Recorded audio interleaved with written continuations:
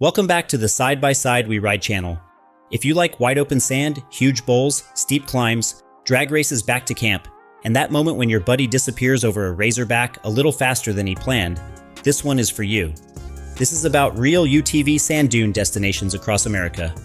The kind of places where paddle tires actually make sense, flags are mandatory, horsepower matters, and every group has at least one guy who says, "I think I can make that," 5 seconds before the radios go silent. Before we get into number 5, hit that like button, subscribe to Side by Side We Ride, and tap the bell so you do not miss more side-by-side destinations, trail guides, park breakdowns, and off-road riding content from across the country. Number 5 is Dumont Dunes in California. Dumont Dunes sits in the Mojave Desert near Baker, California, off Highway 127. The closest large metro areas are Las Vegas, about 2 hours away, and the Los Angeles area, roughly 3.5 to 4 hours away, depending on traffic. Dumont is not the biggest dune area on this list, but it hits hard. This place is known for steep faces, sharp transitions, big bowls, fast open lines, and hill climbs that separate the machines that are set up right from the ones that are about to smell like a belt warranty claim. The main dune field is where the more experienced riders go to play. You get tall dunes, steep slip faces, razorbacks, bowls, and technical transitions that require you to actually read the sand. Comp Hill is the famous gathering spot where people line up, watch climbs, talk trash, and see who brought enough horsepower. Little Dumont gives newer riders and families a smaller area to get comfortable, but the main attraction here is definitely the bigger dune complex. Dumont is best for intermediate and advanced dune riders. Beginners can still have fun, but this is not a place where you blindly follow the fastest guy in camp. One wrong line over a blind crest, and your weekend can turn into a recovery video. Camping is primitive, so bring everything. Water, fuel, food, shade, tools, spare belts, trash bags, and enough common sense to not make your whole group regret inviting you. There are vault toilets, but do not expect full hookups, showers, or a store around the corner. Baker is the closest service stop, and Las Vegas is the closest major backup for parts, hotels, and bigger supply runs. Dumont requires a recreation pass, safety flags, proper off-highway vehicle registration or permits, mufflers, spark arresters, and respect for posted boundaries.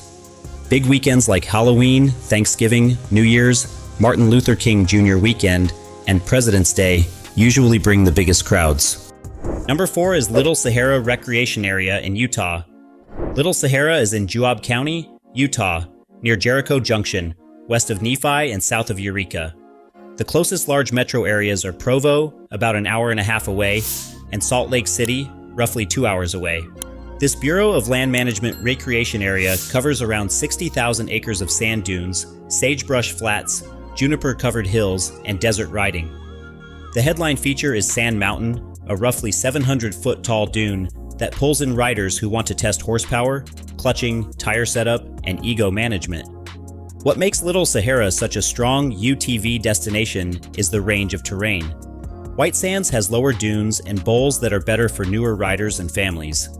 The white sand dune bowls and surrounding sandy trails give you room to cruise, explore, and build confidence. Then when the group wants to watch somebody put the machine on the limiter and pretend they are not nervous, Sand Mountain is right there.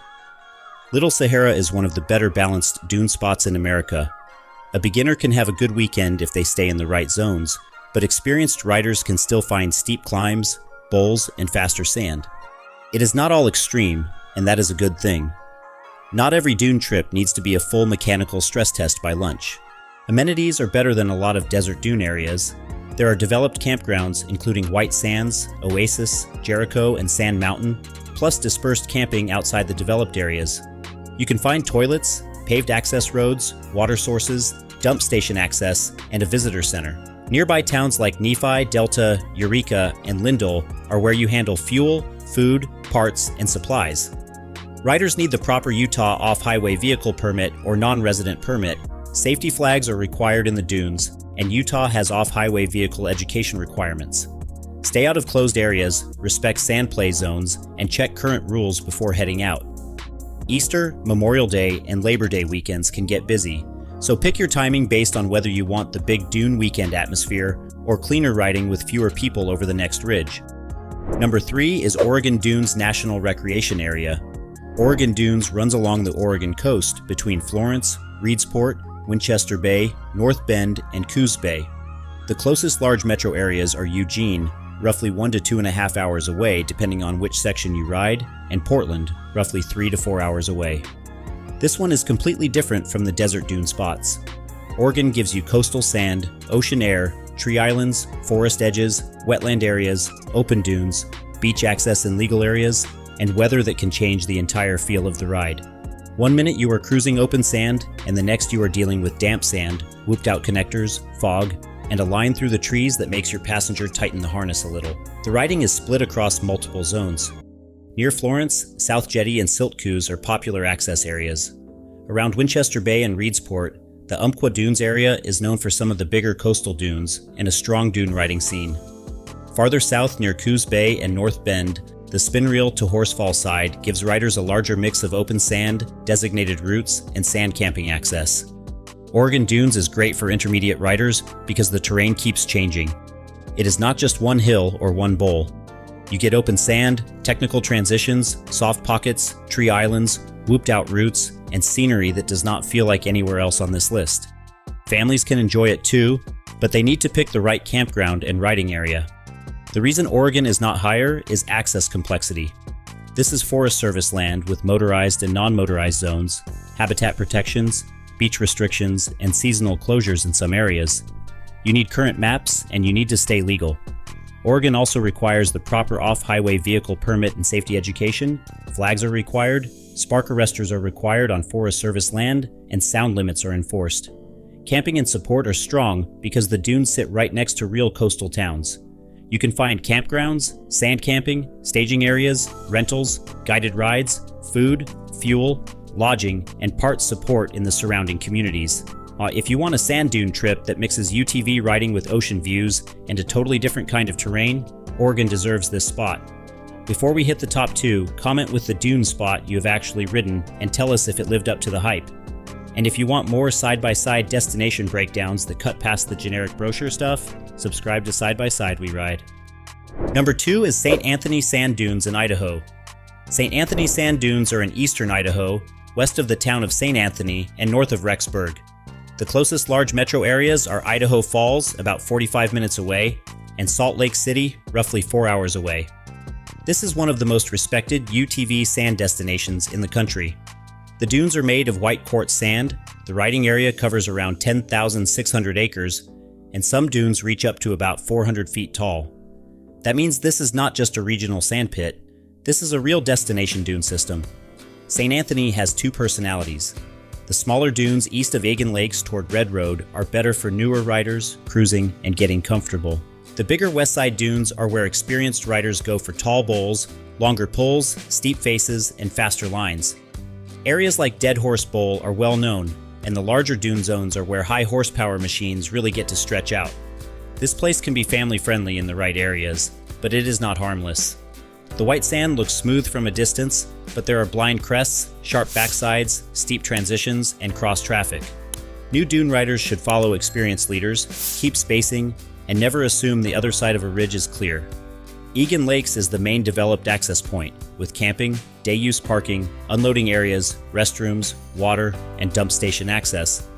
There are also private recreational vehicle parks, hotels, fuel, food, parts, and repair support in St. Anthony, Rexburg, and Idaho Falls. A lot of riders turn this into a bigger Idaho or Yellowstone region trip, which makes it easier to justify the tow. Seasonal closures matter at St. Anthony. The west side big dunes close during part of the winter, and surrounding habitat areas have their own protections. Riders need the proper Idaho off-highway vehicle sticker or legal registration, safety flags are required, riders under 18 need helmets, and everyone needs to respect posted boundaries. During peak event and holiday weekends, camping can fill fast. Number 1 is Imperial Sand Dunes Recreation Area in California, better known to most riders as Glamis. Imperial Sand Dunes are in southeastern California, near Glamis Brawley, El Centro, and the Arizona border. The closest large metro areas are San Diego, about 2.5 to 3 hours away, and Phoenix, roughly 3.5 to 4 hours away. Yuma is much closer for supplies, but San Diego and Phoenix are the big metro pulls. This is the #1 UTV dune destination in America because it has the scale, the sand, the culture, the camping scene, and the reputation. The dune system stretches for roughly 40 miles, with most of the major off-highway vehicle riding south of Highway 78. Areas like Glamis, Gecko Road, Gordon's Well, and Buttercup are all part of the bigger Imperial Sand Dunes experience. The terrain is everything dune riders want. Massive open dunes, huge bowls, razorbacks, steep slip faces, drag areas, sand highways, and enough room that holiday weekends can feel like a full city built out of toy haulers, light whips, and questionable decision-making. Imperial has beginner-friendly areas if you stay smart, but the bigger dunes are serious. Blind crests, fast traffic, steep drops, and changing sand conditions can catch people fast. This is not the place to chase the fastest driver in camp just because your passenger said, "Don't let him gap us." That is how your group ends up standing around a machine asking why the front end points a different direction than the steering wheel. What makes Glamis #1 is the full experience. You get huge dunes, high horsepower side-by-sides, sand cars, family camps, big holiday weekends, long-running traditions, and one of the strongest dune cultures in the country. Halloween, Thanksgiving, New Year's, and President's Day are some of the biggest weekends, but the main season has plenty of riding outside the madness too.